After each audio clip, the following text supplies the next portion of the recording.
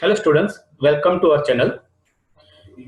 Here today we will learn the first unit of MCWC subject as a transmission fundamentals, in which we will understand the communication process. The communication process of establishing connection or link between two points for information exchange, or we can say in another way as a communication is simply the basic process of exchanging information.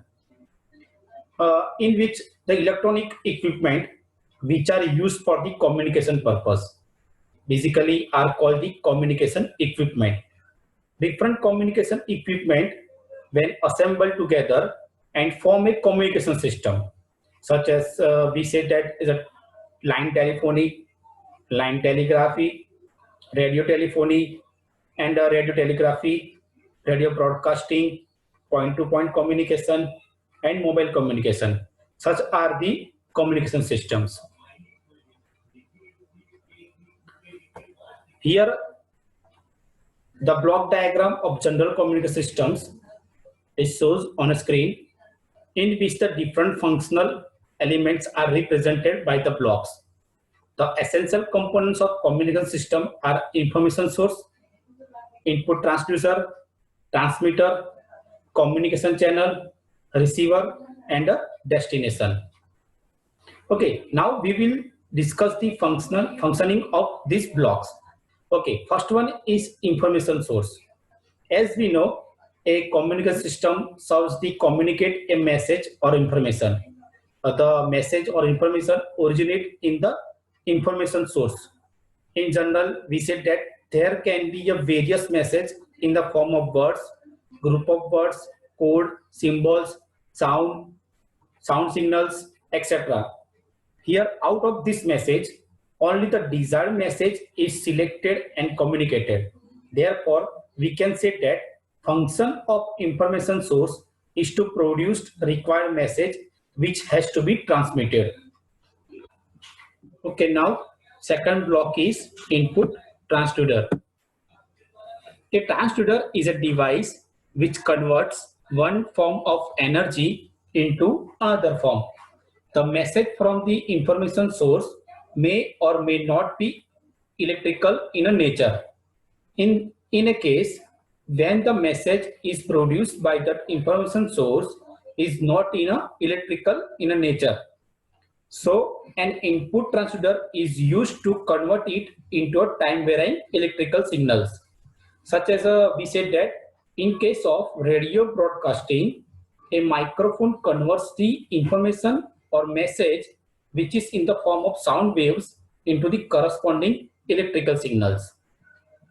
Okay, now the third block is transmitter. The function of the transmitter is the process the electrical signal from the different aspect. For example, in a radio broadcasting, the electrical signal obtained from a sound signal is processed to restrict its range of audio frequency and is often amplified. In wire telephony, no real processing is needed. However, in long distance radio communication, signal amplification is necessary before modulation. Here modulation is the main function of transmitter, in which the message signal is converted upon the high frequency carrier signal. In short, we can say that inside the transmitter, signal processing such as restriction of range of audio frequency, amplifications, and the modulation of signal are achieved. All this processing of the message signals are done just to aid the transmission of the signal through the channel. Okay, so now the next important block is channel and noise. The term channel means the medium through which the message travels from the transmitter to the receiver. In other words, we can say that the function of the channel is provide a physical connection between the transmitter and the receiver. There are two types of channels. One is point-to-point channel and second is broadcast channel. Okay, what is point-to-point channel? In this channel are wire lines microwave links, and optical fibers. Wire lines operate by the guided electromagnetic waves, and they are used for the local telephone transmissions. In case of microwave links, the transmitter signal is radiated as an electromagnetic wave in a free space. Microwave links are used in a long distance telephone transmission. And next one is optical fiber is a low loss, well controlled guided optical medium, and and this is used for in optical communication.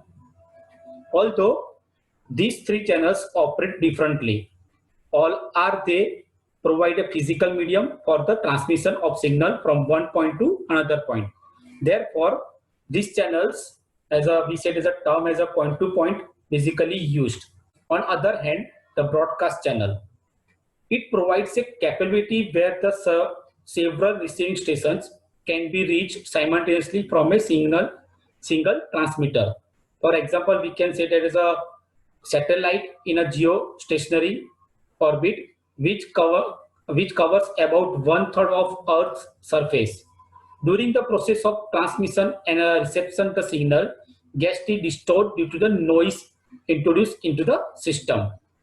So noise is nothing but a unwanted signal which tend to interfere with the required signal. So noise signal is always random in a character.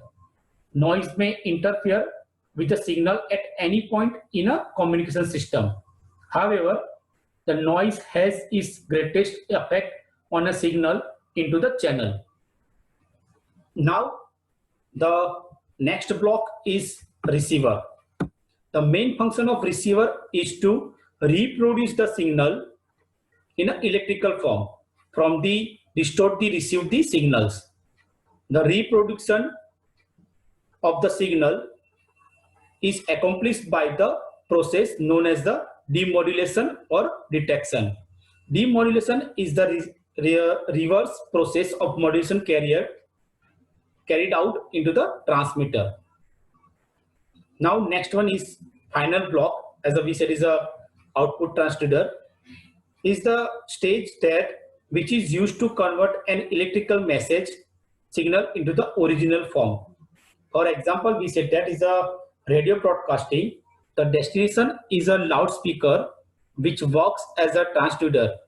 It converts the electrical signal in a form of original sound signal. That's it. This is the communication process.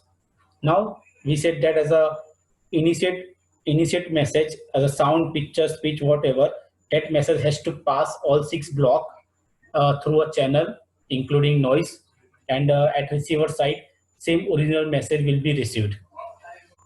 Okay, that's it. From the next lecture we will understand some terminologies for the transmission fundamentals. Okay, so thanks for watching. Please stay home, take care.